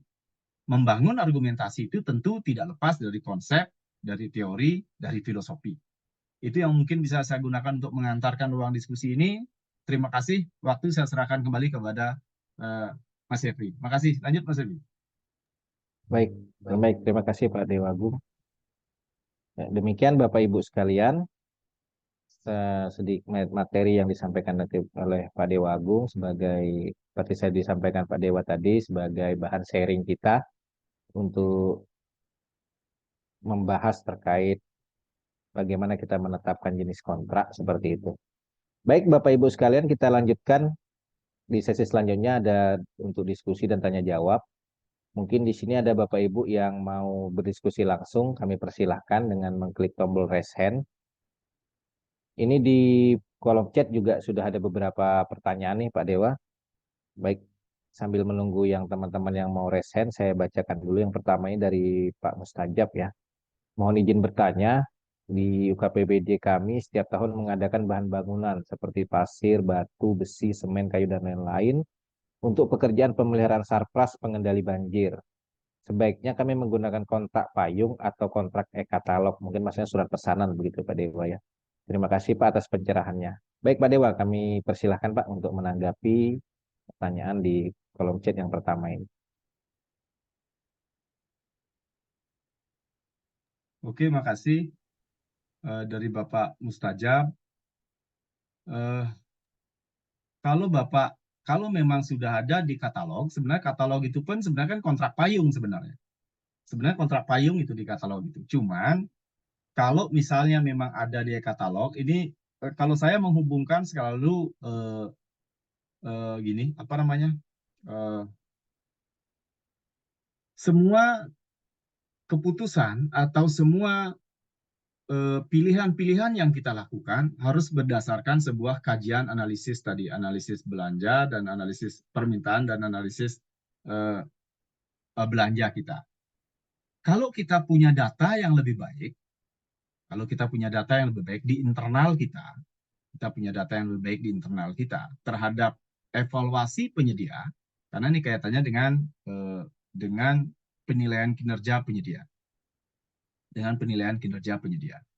Kita sebenarnya kan tidak ingin berkontrak dengan banyak vendor, banyak penyedia. Kalau kita punya data yang lebih baik bahwa penyedia ini kinerjanya bagus di organisasi kita gitu misalnya, Biasanya ini saya cerita sekali lagi apa yang sudah kami lakukan di tempat saya di rumah sakit. Apa yang sudah kami lakukan ya. Di tempat kami tidak pernah melihat penyedia itu tayang katalog atau tidak. Tapi kami memang utamakan yang sudah tayang di katalog. Kami utamakan yang sudah tayang di katalog. Tetapi di luar kita belanja di katalog, kami internal juga melakukan kontrak dengan mereka. Juga melakukan kontrak. Tentu untuk kebutuhan-kebutuhan yang tadi saya sebutkan tadi, sifatnya bottleneck atau kritikal. Contoh adalah barang implan. Barang implan dan reagen contohnya, reagen. Itu belanja kami di katalog. Kalau ada tayang di katalog. Kalau dia lagi trouble katalog, lagi tidak lagi turun tayang di katalog, kami tetap melakukan belanja. Dasarnya apa? Dasarnya kontrak payung yang sudah kami buat. Jadi di kontrak payung muncul ini persyaratan bahwa pembelian dilakukan melalui katalog ketika tayang katalog. Tetapi harga sudah kami lakukan kesepakatan bahwa harganya jauh di bawah katalog kita minta. Kita minta harganya di bawah katalog. Yang kedua ini mengantisipasi kalau katalognya lagi hang, lagi error. Sedangkan kebutuhan kami nggak bisa tuna kebutuhan kami. Kontrak payung itulah yang membuat kami masih bisa memesan barang di luar transaksi katalog. Karena kami tidak ingin kebutuhan kami tertunda hanya gara-gara adanya trouble di sistem. Itu yang kami lakukan. Nah, kalau kita punya database-nya di organisasi kita, mana penyedia yang bagus dan tidak bagus, sebaiknya memang kita buatin kontrak di luar katalog itu. Kalau memang kita punya dasar database penyedia ini bagus. Apalagi sekarang kan kalau di katalog itu diwajibkan kita membuat sebuah seperti survei ya untuk melihat perbandingan dari vendor-vendor atau penyedia-penyedia yang lain. Nah, sepanjang kebutuhan kita seperti ini, setiap tahun mengadakan bahan bangunan seperti pasir, batu, besi, semen, kayu, dan lain-lain untuk pekerjaan pemeliharaan sarpras pengendali banjir. Kalau menurut saya, ini sekali lagi saya tidak bicara kalau pemilihan sebuah strategi benar tidak benar ya, tapi yang pas itu adalah tepat tidak tepat gitu. Anda menggunakan katalog ya bisa-bisa saja, boleh kita menggunakan katalog dan katalog itulah kontrak payung juga sebenarnya. Terus kalau Bapak menggunakan kontrak payung seperti terminologi tempat kami, boleh juga. Atau Bapak tidak melakukan dua-duanya, menurut saya boleh juga. Kenapa? Karena pasir, batu, semen, kayu, dan lain-lain ini. Kalau misalnya pengendalian banjir ini, apa namanya? Pengendalian banjir ini melibatkan masyarakat begitu setempat, kan bisa jadi tidak dilakukan pembelian melalui katalog.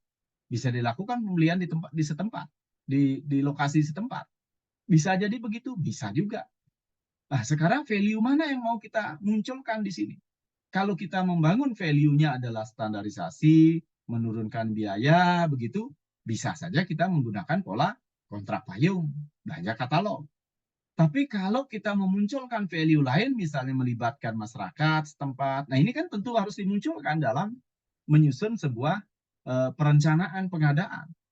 Value apa yang ingin kita munculkan di sini? Gitu. Menurut saya seperti itu. Jadi bahasanya akan luas di sana. Pilihan manapun yang kita tentukan, dasar kajiannya luas, dasar kajiannya ada.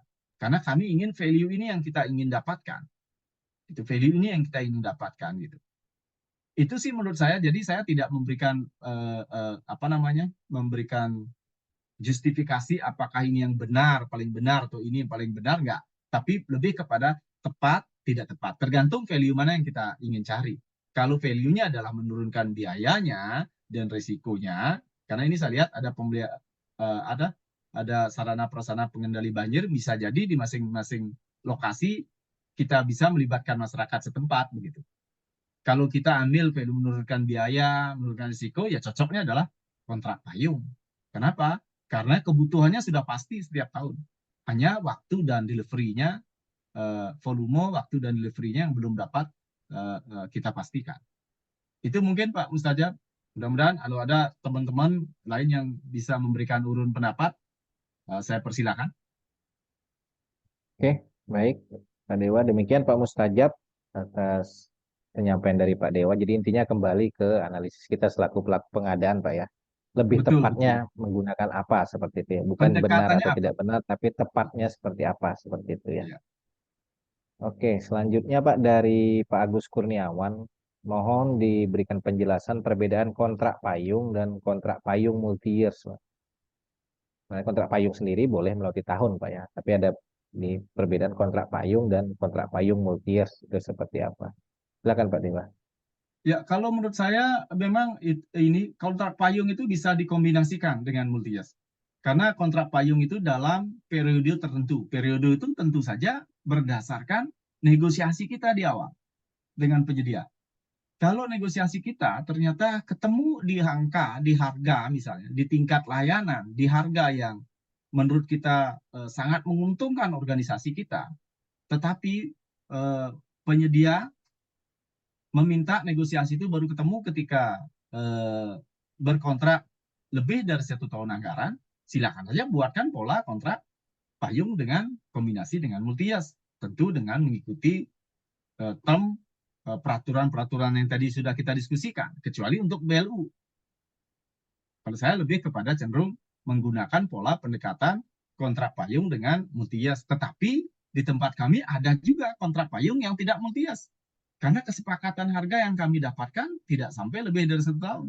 Karena mereka juga tidak berani menjamin harga itu tetap dalam lebih dari 1 tahun gitu. Tidak berani mereka menjamin. Kalau mereka berani menjamin harga itu tetap dalam 2 tahun, 2 tahun. Kalau tidak, hanya setahun, ya setahun. Bahkan ada kontrak kami yang tidak kami ketemu harga itu sampai 1 tahun. Hanya 6 bulan saja kontrak payung kami. Ya karena kami dalam posisi di bottleneck, tentu yang kami cari adalah sustainability daripada pasokan. Kami ingin mendapatkan kepastian pasokan. Yang kami cari adalah kepastian pasokan. Itu. Jadi sebaiknya munculnya adalah bagaimana kita membangun sebuah bargaining negosiasi dengan teman-teman penyedia. Kalau misalnya lebih banyak, lebih panjang durasinya, rasanya lebih bagus. Sehingga kita tidak ngurusin begini setiap tahun gitu. Tidak ngurusin begini setiap tahun. Di tempat kami ada beberapa kontrak yang multi-years tapi tidak kontrak payung. Ada yang multi-years. Yang multi-years kontrak payung salah satu limbah medis. Multi-years kontrak payung adalah pemeliharaan alat. Karena unit cost sudah kita kontrakan. Unit cost sudah kita kontrakan. Itu lebih dari 1 tahun. Ada yang tidak kontrak payung tapi multi-years. Kontrak servis. Kami tidak kontrak payung. Multi-years kontrak kami. Lebih dari 1 tahun. Nilai kontraknya dalam setiap tahunnya tetap. Yang sebelum kami lakukan kontrak multi-years, cenderung penyedia itu setiap tahun menaikkan penawaran mereka dan menaikkan harga mereka.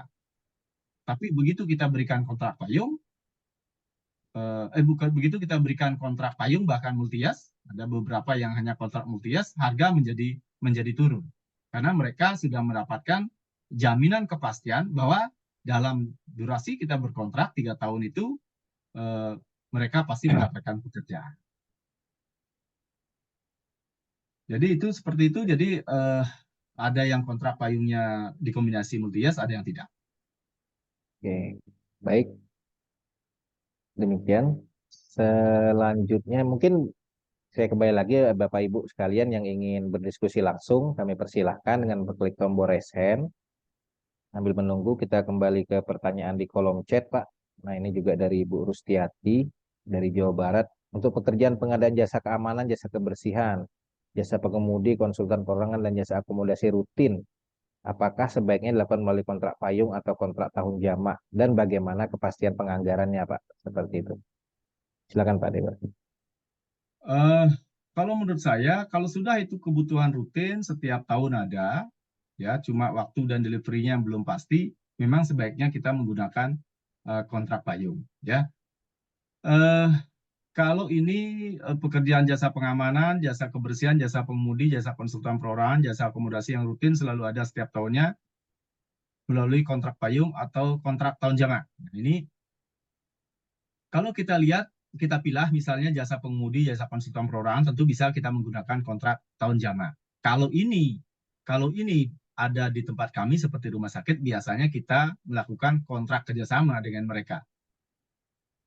Sehingga dasar itulah kita gunakan sebagai kontrak seperti kontrak tahun jamak. Lebih dari 1 tahun kita melakukan kerjasama dengan para penyedia ini, gitu ya, para penyedia ini. Nah, tentu kalau ini di APBD murni atau di APBN berlaku ketentuan tadi. Kalau apa namanya? Tuangkan ini dalam sebuah kegiatan yang membutuhkan kontrak tahun jamak. Jadikan ini sebuah kegiatan yang memang membutuhkan tahun jamak. Dalam penganggaran kita usulkan untuk digunakan pola tahun jamak. Nah, biasanya sih ini dari awal perencanaan sudah kita tuangkan dalam pola penganggaran yang tahun jamak, begitu ya. Bagaimana kepastian penganggarannya itu tadi, kalau sudah kita tuangkan dalam penganggaran tahun jamak kan sudah pasti. Tetapi kalau ini memang pekerjaan-pekerjaan yang sifatnya rutin sifatnya, saya ambilkan contoh di tempat kami di Provinsi Bali. Di Provinsi Bali untuk jasa pengamanan ini dikonsolidasikan. Jadi dikonsolidasikan. Jadi yang stakeholder yang mengurusin ini ya, ini ada di Satpol PP. Jadi semua jasa pengamanan di perangkat daerah di Provinsi Bali itu anggaran ada di Satpol PP. Mereka lah yang melakukan kontrak payung dengan para penyedia jasa keamanan. Mereka yang melakukan kontrak. Jadi dikonsolidasikan di sana. Apakah menggunakan pola kontrak tahun jamak? Rasanya sih enggak. Rasanya tidak. Karena itu tadi, kalau ini menggunakan pola kontrak tahun jamak, jasa pengamanan ini perlu kita lihat. Ini kenapa saya sampaikan tadi, ini adalah membutuhkan sebuah kajian analisis. Kalau penyedia itu tidak kita bisa jamin kinerjanya, selama 3 tahun kita berkontrak dengan orang seperti itu maksud saya. Jadi ini perlu sekali kita bicara ini berdasarkan data, berdasarkan analisis, berdasarkan hasil evaluasi kita. Kalau hasil evaluasi kita, misalnya penyedia itu bagus sekali, ya kinerjanya bagus dalam beberapa tahun, mungkin selanjutnya kita bisa menggunakan kontrak tahun jamak untuk penyedia-penyedia seperti ini. Itu ya. Kalau jasa kebersihan juga seperti itu, jasa kebersihan. Kalau di tempat kami, di rumah sakit saya, jasa kebersihan ini juga e-katalog, ada di e-katalog, tapi kami lakukan multi-yes. Kami kerjasamakan. Karena apa? Karena ketika kami kerjasamakan lebih dari 1 tahun, kami mendapatkan value lebih. Value lebihnya adalah satu, karena mereka merasa vendor itu memiliki rumah sakit, sama-sama memiliki rumah sakit itu, kita harapkan begitu, mereka membuat taman di rumah sakit kami, karena merasa itu rumahnya mereka gitu, karena kita berikan mereka kontrak lebih dari 1 tahun gitu. Begitu juga kalau konsultan perorangan, saya tidak dorong ini kontrak tahun jamak ya, karena terminologi kalau sudah konsultan, ininya sih kontrak tahun jamaknya bisa kita gunakan mengambil pola mengambil pola repeat order ya, mengambil pola repeat order bisa menggunakan pola bisa lebih dari 1 tahun gitu ya, asal kinerjanya bagus. Itu sih menurut saya ininya sharing dari saya. Kalau ada teman-teman yang lain bisa memberikan sharing pendapat, silakan. Jadi ini sekali lagi saya tidak bisa memberikan jawaban yang seharusnya begini begitu. Tapi ada hal-hal yang sebaiknya ini seperti itu gitu loh. Ya. Oke, baik Pak Dewa. Kembali lagi kepada Bapak Ibu teman-teman sekalian, bagi yang mau langsung berdiskusi, silahkan mengklik tombol raise hand, seperti itu, kami persilahkan. Nah ini Pak, pertanyaan selanjutnya Pak dari Pak Hendratma ini juga mungkin dialami nih oleh beberapa teman-teman termasuk kami juga para fungsional pengadaan kan seperti itu. Di mana saat ini pejabat fungsional menjadi pejabat pengadaan di beberapa OPD yang lokasinya jauh dan berpencar. Bagaimana jika kontrak makan minum suatu rapat di suatu OPD tersebut dilaksanakan dengan kontrak payung, misalnya 3 atau 4 bulan. Jadi istilahnya kontraknya langsung 3 sampai 4 bulan gitu Pak. Jadi pejabat pengadaan tidak perlu memproses pengadaan terlalu sering, apalagi rapatnya sering mendadak. Yang ditanyakan bagaimana sistem pembayaran dan bagaimana jika volume akhir tidak sesuai dengan volume kontrak seperti itu. Silakan Pak Dewa. Ini saya sepakat ini sebuah inovasi ini. Ini sebuah inovasi untuk menyiasati kondisi saat ini yang pejabat fungsional itu sedikit ya. Jadi untuk beberapa OPD kita buatkan kontrak payung. Saya sepakat dengan ini. Jadi kita bisa gunakan terus bagaimana sistem pembayaran tentu sesuai dengan perhitungan bersama. Perhitungan bersama sesuai Berarti realisasi. kontrak harga satuan Pak ya. Jenis kontraknya kita gunakan satuan ya. Perhitungan Sudah volume pasti akhir gitu ya. kalau kontrak payung sudah pasti harga satuan. Jadi pembayaran menggunakan apa namanya sesuai dengan perhitungan bersama realisasi. Bagaimana jika volume akhir tidak sesuai dengan volume kontrak? Nah, ini sedikit yang menjadi ini saya menjadi apa namanya pemikiran saya selama ini. Contoh ketika saya melakukan apa namanya tender pekerjaan limbah medis kami yang saya sampaikan tadi kontrak payung dengan Multias. Kalau kita menggunakan terminologi Perpres, kontrak payung itu kan kontrak yang volumenya belum dapat ditentukan, Belum bisa ditentukan. belum bisa Ya. ditentukan. Tetapi kalau kontrak harga satuan, volumenya bersifat perkiraan. Jadi kalau di sana kita pahami sebenarnya kalau bersifat perkiraan, volumenya ada. Kira-kira 150 gitu, kira-kira. Tapi kalau kontrak payung, tidak dapat ditentukan volumenya berapa.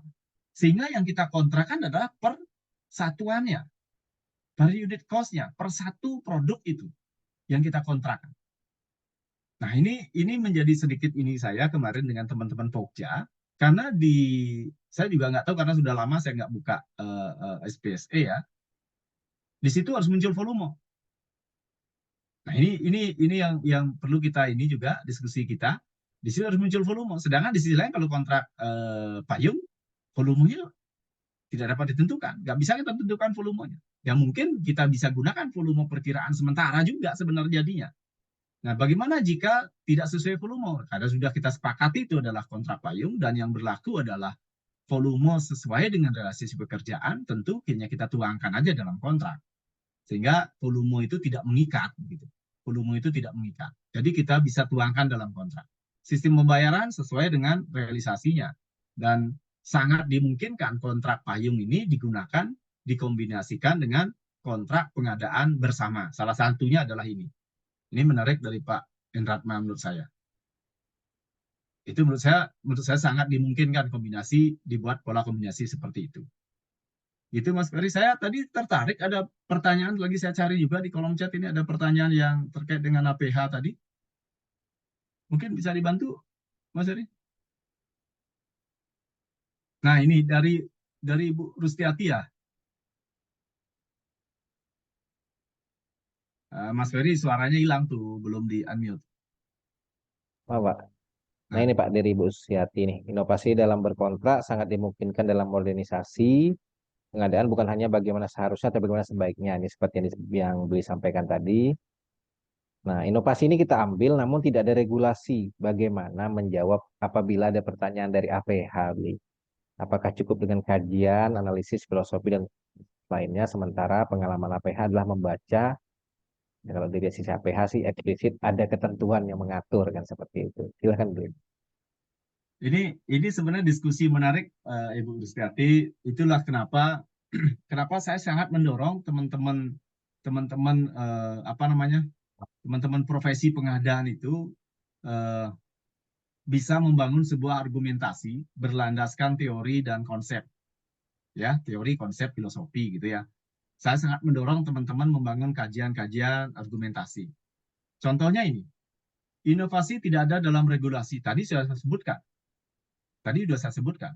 Di pasal 27A itu sengaja dimasukkan oleh LKPP, bahkan saya dengar sendiri dari Pak Setiabudi bagaimana dasar latar belakang pemikirannya kenapa masuk pasal itu karena memang perkembangan di lapangan di pasaran itu kontrak itu namanya juga kontrak itu sebenarnya sebuah hak asasi maksud saya sebuah hak asasi kenapa karena hak asasi berkontrak itu kan ada apa namanya teori orang berkontrak dijamin kebebasan orang untuk berkontrak begitu.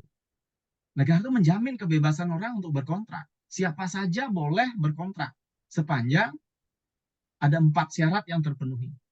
Syarat subjektif dan syarat objektif. Syarat subjektifnya tergantung orangnya. Orangnya cakap, sudah bisa bertanggung jawab, ya, cakap bisa bertanggung jawab. Yang kedua, syarat objektifnya adalah suatu sebab yang halal, gitu ya. Suatu sebab yang halal. Yang halal itu kalau berkontrak kita melakukan hal kejahatan, ya kontrak itu tidak benar gitu. Ini kan suatu hal yang halal yang kita kontrakkan gitu. Dan itu sebuah yang dilindungi. Itu menurut saya hak orang, kebebasan orang untuk berkontrak. Sepanjang disepakati para pihak tidak melanggar suatu sebab yang halal, gitu ya. Tidak melanggar suatu sebab yang halal, itu sah. Itu sah, menjadi undang-undang para pihak. Nah, bagaimana inovasi? Tadi pasal 27 sudah saya sebutkan.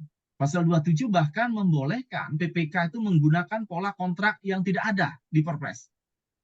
Yang tidak ada di Perpres. Asalkan asalkan memang itu untuk memaksimalkan output dan mencapai tujuan daripada pengadaan.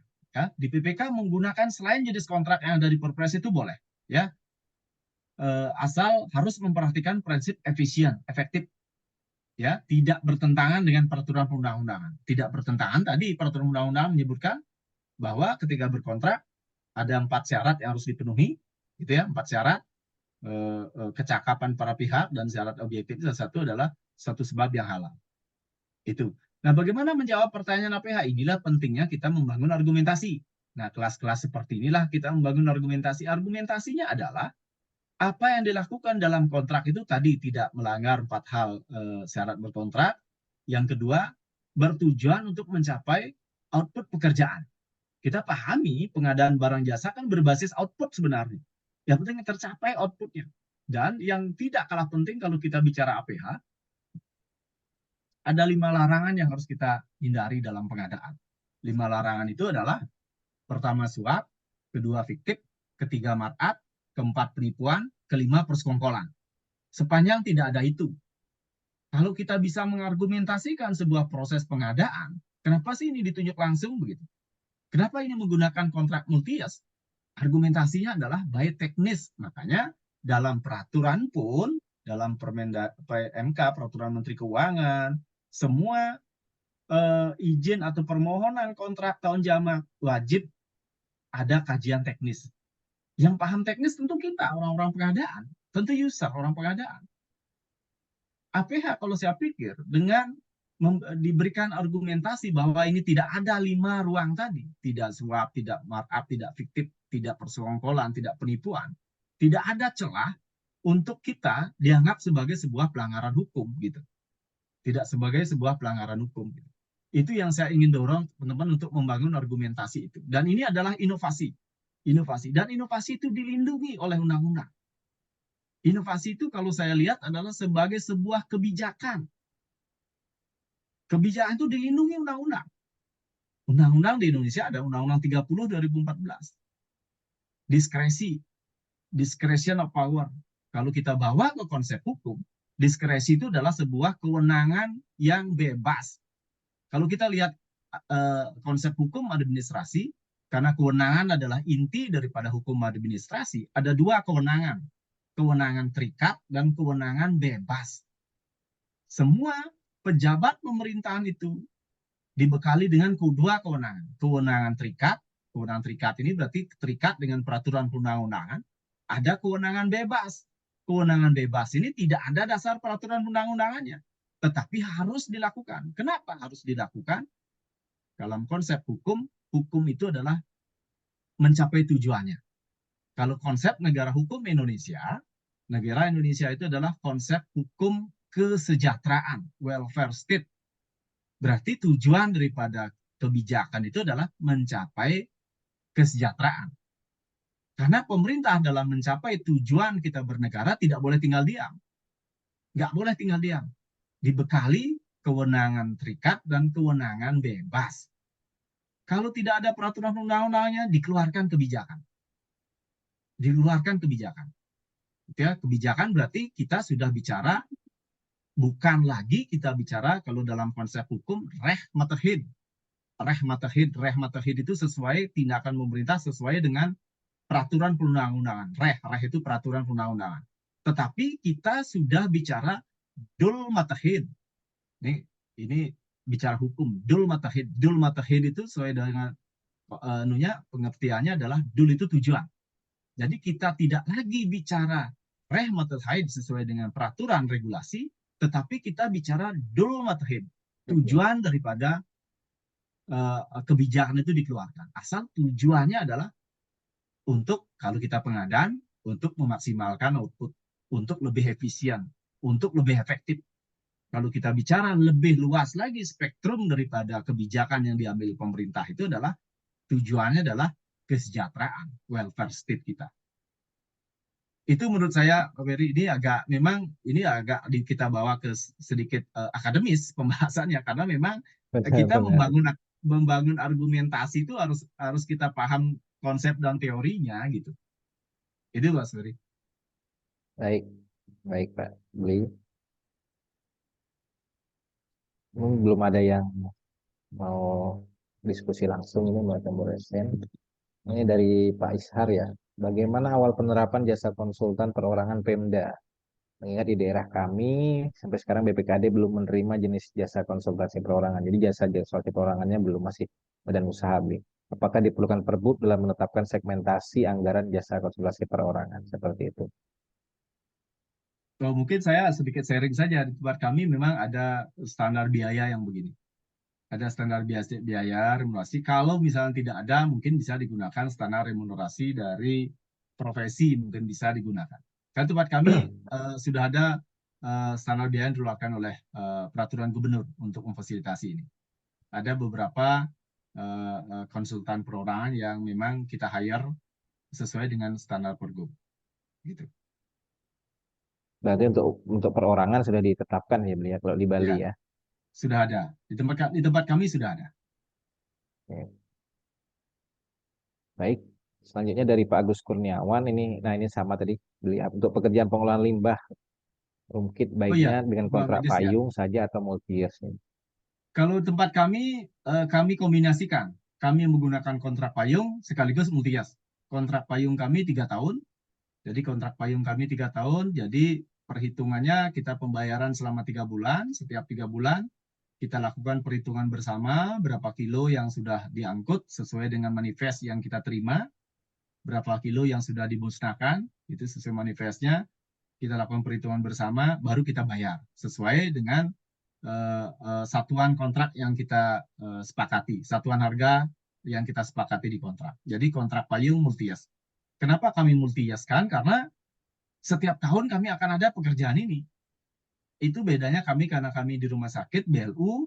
Jadi karena ini setiap tahun kita ada dan ini kegiatan yang menurut kegiatan yang apa ya, yang setiap tahun ada. Jadi kami tidak lagi mencari persetujuan daripada gubernur gitu.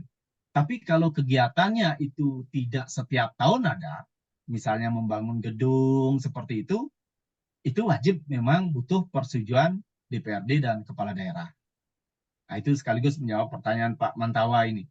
Jadi kalau sudah kegiatan itu tidak setiap tahun ada sebuah kegiatan, wajib memang persetujuan DPRD dan kepala daerah. Kenapa? Karena harus disetujui penganggaran tahun depannya gitu. Jadi kalau kita hubungkan ini sebenarnya dengan apa materi konsep supply chain, sebenarnya di semua organisasi kan belanjanya bisa kita pilah menjadi 3. Di samping tadi kalau kita lihat dari kuadran kebutuhan, tetapi dari belanja itu bisa kita pilih 3 setiap organisasi. Pertama, belanja sifatnya rutin operasional. Kalau sudah rutin operasional tiap tahun ada. Yang kedua, belanja yang sifatnya project, berarti tidak setiap tahun ada. Yang ketiga, belanja yang sifatnya darurat, sewaktu-waktu. Nah, kalau kita hubungkan dengan konsep terminologi berkontrak ini, kalau belanja rutin operasional, kontrak payung cocoknya. Karena rutin operasional sifatnya. Belanja yang sifatnya project, ini harus persetujuan DPR kalau kita menggunakan kontrak tahun jamak. Karena proyek sifatnya tidak setiap tahun ada. Begitu juga kalau belanja darurat, kalau sudah darurat berarti berlaku terminologi ada Gium Cicero tadi, solus populi supreme lex esto, darurat. Kontraknya sudah diatur, bisa menggunakan kontrak cost plus fee atau kontrak lain sesuai dengan perkembangan pasar. Kita nggak tahu perkembangan pasarnya seperti apa. Kita nggak tahu. Sudah difasilitasi di peraturan, diberikan kepastian di pasal 27A tadi. Itu Mas Ferry. Oke, baik. Ini itu tadi jawaban dari Pak Dewa Agung, Bapak Ibu sekalian, terkait semua pertanyaan yang di kolom chat. Ini masih ada waktu tinggal beberapa menit. Kami persilakan kalau Bapak Ibu ada yang ingin menyampaikan secara langsung. Nah, ini sedikit sharing saja, Pak Dewa Agung. Tadi saya tertarik dengan terkait kontrak tahun jamak, Pak, multi-years. Itu kan ada yang lebih 12 bulan, ada yang tidak lebih 12 bulan, tapi penyelesaiannya melebihi 12 bulan. Kan seperti itu, Pak. Ada yang 3 tahun, kan? Nah, bagaimana kalau misalnya pekerjaan konstruksi tahun tunggal seperti itu, nah, ternyata ada kompensasi, Pak, pemberian atau perpanjangan waktu misalnya. Kita tidak bicara pemberian kesempatan, perpanjangan waktu yang melewati tahun anggaran. Nah, apakah ini harus kita analogikan atau kita rubah menjadi kontrak multi years atau tetap dia sebagai kontrak tahun tunggal tadi, Pak? Seperti itu. Kalau kita mengikuti terminologi di PMK itu ini sebenarnya mengakomodir perkembangan di lapangan. Sebelumnya, sesuai dengan PMK 60 2018, terminologi apa yang Mas Ferry sampaikan tadi nggak ada. Nah, Benar. perkembangan di lapangan ternyata ada beberapa kontrak yang harusnya tahun tunggal itu menjadi tahun jamak karena suatu keadaan di Benar. luar kehendak para pihak. Sehingga kewajiban yang telah ditentukan dalam kontrak itu tidak dapat dipenuhi karena keadaan kahar. Itu dimungkinkan itu menjadi kontrak tahun jamak.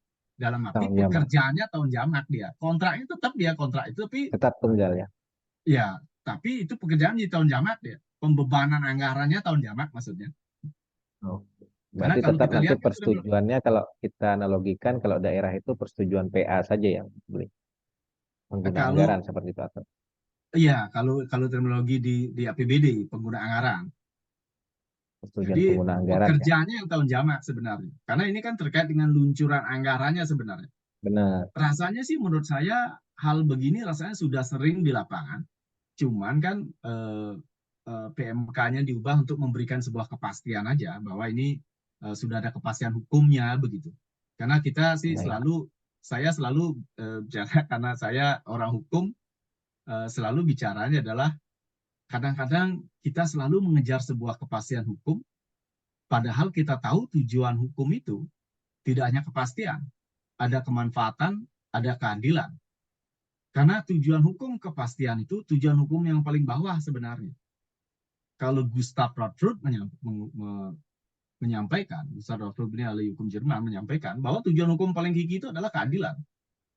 Kepastian itu adalah tujuan hukum yang menurut beliau itu tujuan hukum yang paling bawah karena mencari sebuah hanya sekedar kepastian dengan mengabaikan kemanfaatan dan keadilan itu sia-sia kita bicara hukum gitu.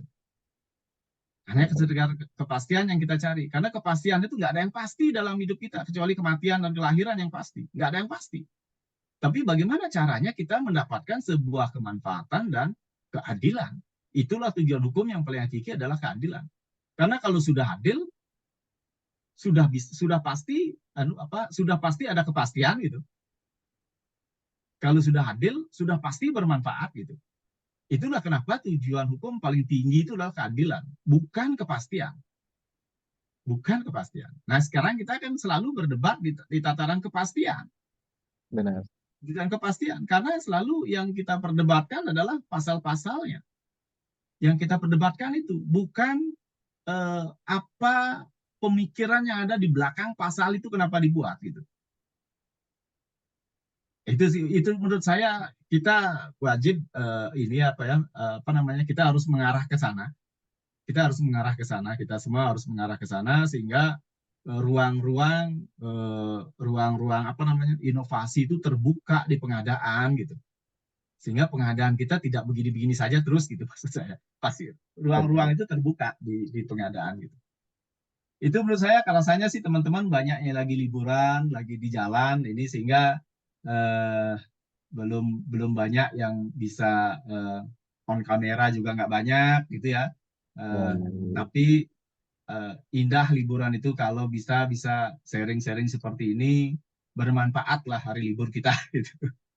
Bermanfaat hari libur kita gitu loh. Sehingga eh, Pak Inspektur jadi muncul juga ke ruang publik. Gitu ya Pak Muglis ya. Mungkin Pak Muglis ada pendapat lain, saya persilakan Pak Muglis.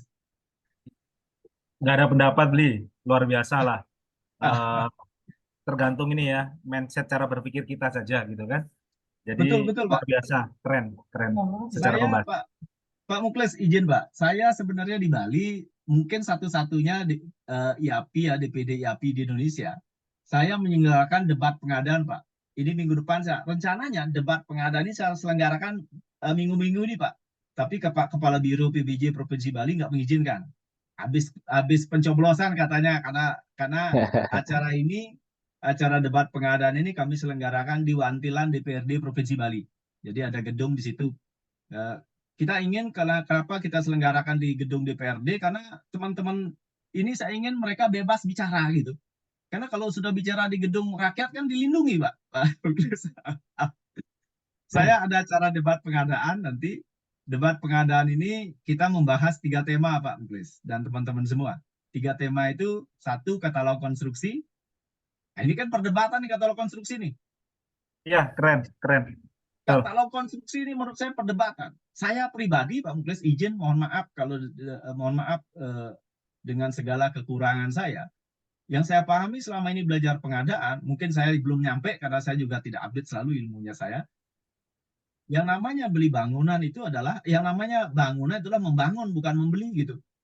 Ya, Sederhananya saya begitu. ya, Sederhana Sepakat, saya begitu. sepakat, sepakat. Tapi sekarang ada katalog konstruksi. Ya, ini saya perdebatkan ini katalog konstruksi ini. Nanti di tema debat akan ada yang pro, ada yang kontra. Dan saya sudah wajibkan yang pro tidak boleh hanya menyatakan setuju, tetapi argumentasi apa. Yang kontra juga nggak boleh hanya bilang tidak setuju. Argumentasinya apa? Saya wajibkan teman-teman untuk berikan argumentasi. Dan ini saya kasih ini Pak.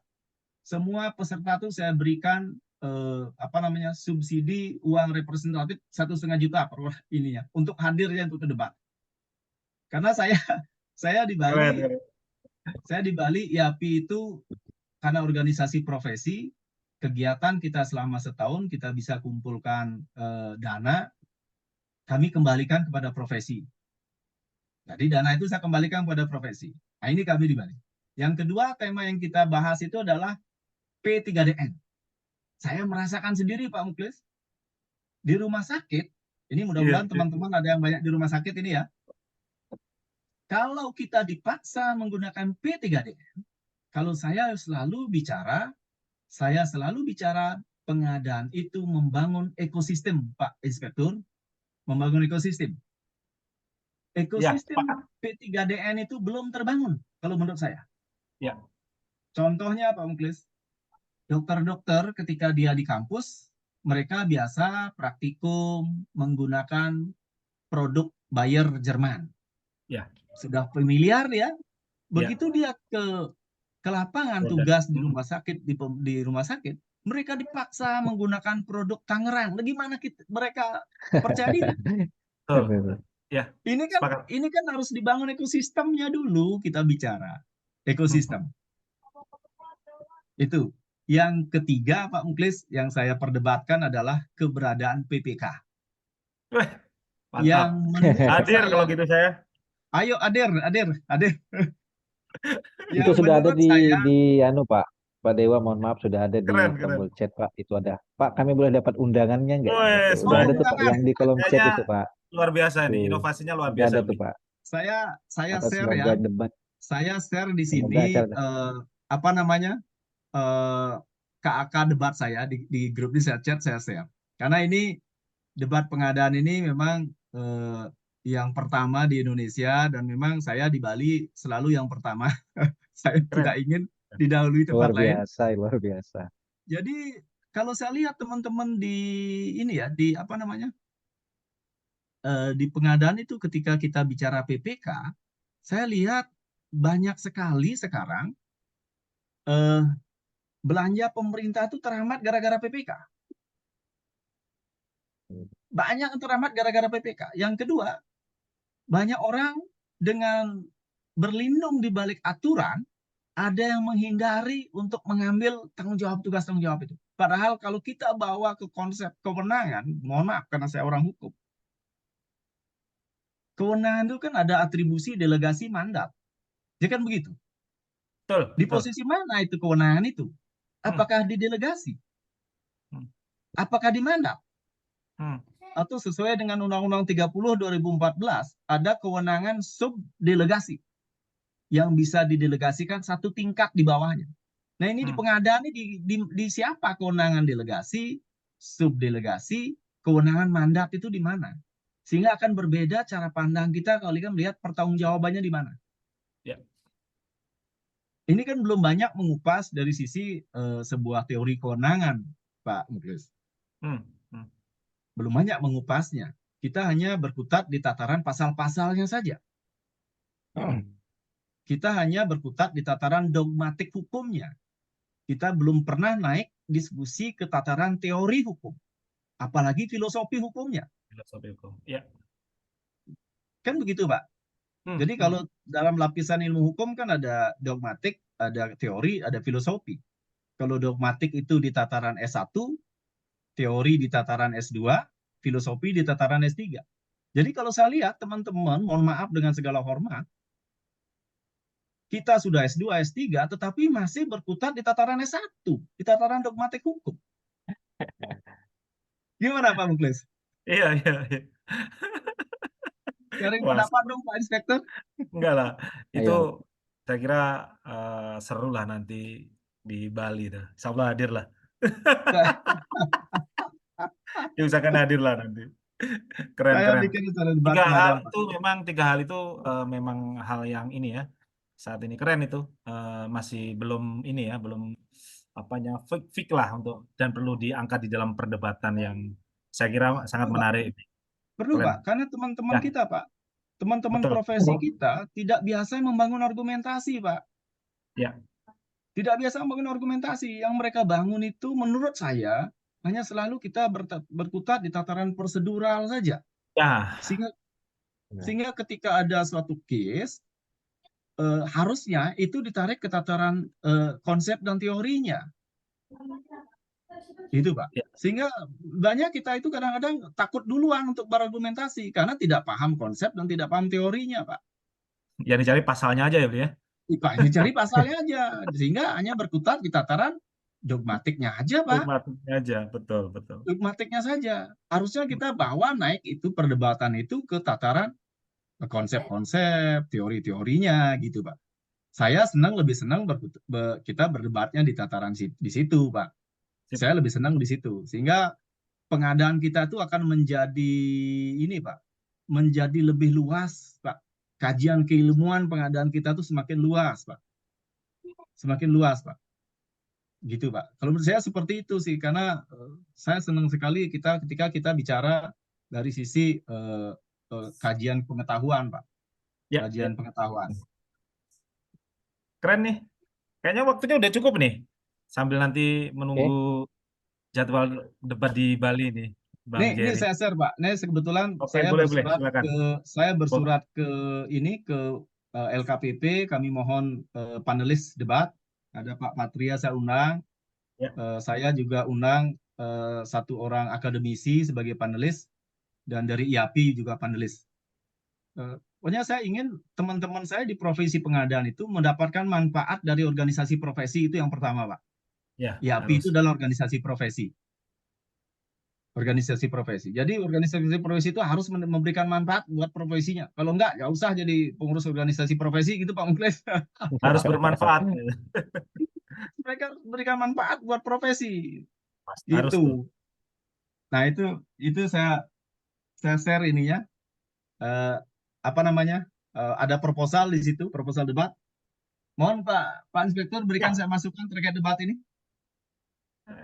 nggak ada masukan lah. Tapi memang Ya, tiga hal itu menarik. Memang lagi menarik untuk di apa dalam lah. Karena saya kira kebijakan itu memang banyak menemui bukan hanya kendala ya di lapangan gitu kan, tetapi belum clear lah saya kira. Dan itu perlu diperdebatkan bagaimana mendapatkan ya solusi yang terbaik lah gitu kan. Karena kan di tataran kebijakan juga belum tentu bisa dilaksanakan di dataran kita di lapangan gitu kan. Jadi mungkin betul, banyak betul. hal yang hanya bicaranya boleh, tidak boleh, Ya, dilarang, melanggar. Kalau melanggar betul. nanti pidana, kan kita bicaranya Hmm, nggak seperti itu kalau di sisi pengadaan saya kira kan, gitu. betul Pak, Jadi, betul. Betul. jadi sangat menarik sekali lah. Insya Allah hadir lah kalau Saya ada. saya dari teman-teman Datun Pak, teman-teman Ya, ya, Datun Kejati saya undang sebagai pemantau Pak, wis, agar wis. mereka paham sehingga Betul, melihat betul. melihat pengadaan itu dari sudut pandang yang berbeda Pak, dari Ya, puas lah Bang ya, spektrum bukan hanya yang lebih luas ya, mereka memandang. betul, betul. Kita harus pandang pengadaan itu dari spektrum yang lebih luas. Nah, itulah yang saya sebut sebagai sebuah modernisasi pengadaan. Ya, Sip. kita bicara aja menggaungkan modernisasi, tapi belum modern-modern pemikiran kita terhadap pengadaan, gitu loh. Belum modern-modern pikiran kita terhadap pengadaan, karena sempit spektrum kita memandang pengadaan. Hanya bicara pasal dan pasal. Iya, Ada kan? tidak larangannya gitu kan. Ah, iya, Pak. Di Ada tataran S1, Pak. dibolehkan, ada nggak tidak. Itu hanya sebatas itu saja Kak, saya kira Betul, melihatnya. betul, Pak. Jadi terima kasih, Pak. Ini sekali lagi Pak Muji nih senior nggak ada nih Pak Suhu saya nih. Jadi Pak saya Muji hadir mengharap, Pak? Masih hadir Pak Muji? oh masih Silakan. ada Pak Di Muji ya? jalan, Masih ada? Di masih jalan di ya? jalan Oh, ya. Pak tadi Pak. Ya, Iya, belum eh, masih ada kerja. mudah-mudahan lancar kegiatannya. Insya Allah Makasih teman-teman Pak. nanti saya share ke teman-teman MS TC kalau memang berkenan hadir, saya kira luar biasa sih bisa memberikan warna. Mudah-mudahan bisa memberikan warna yang beda, gitu kan? Ya, gitu kan? Ya. Mungkin Tagline kita itu beda Pak. Tagline kita Pak. ya, Tagline debat kita itu adalah berbicara dan berlogika demi pengadaan yang eh, kredibel. oh, bukan hanya Orang berbicara pasal pengadaan ya, harus kan ya? harus berani berbicara Pak, harus Iya, berlogika. betul, betul.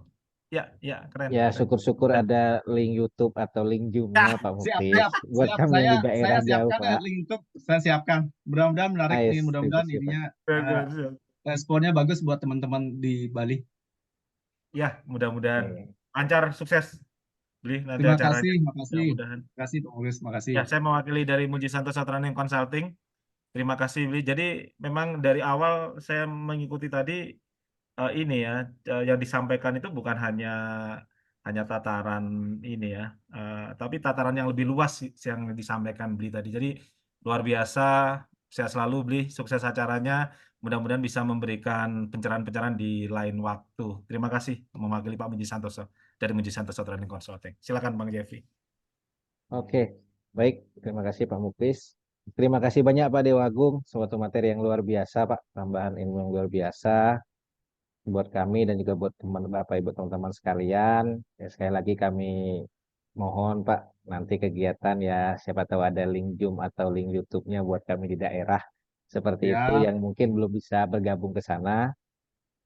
Ya, mengucapkan terima kasih banyak Pak Dewa Agung atas materinya Bapak Ibu sekalian. Demikian kegiatan webinar kita hari ini Bapak Ibu yang saya pasti dan pastikan sangat bermanfaat buat kita semua, buat kita ke depan. Kepada Pak Dewa Agung, saya kami ucapkan terima kasih. Kami juga ucapkan terima kasih kepada Pak Muji Santosa, kepada Pak Muklis juga kami ucapkan terima kasih. Kami mohon maaf, mungkin selama kegiatan acara ini ada hal-hal yang kurang berkenan dan kita berjumpa lagi nanti di kegiatan Muji Santosa Training and Consulting yang akan datang. Kami akhiri, Assalamualaikum warahmatullahi wabarakatuh. Waalaikumsalam warahmatullahi terima kasih Mbak Warahmatullahi Turisik semua. wabarakatuh.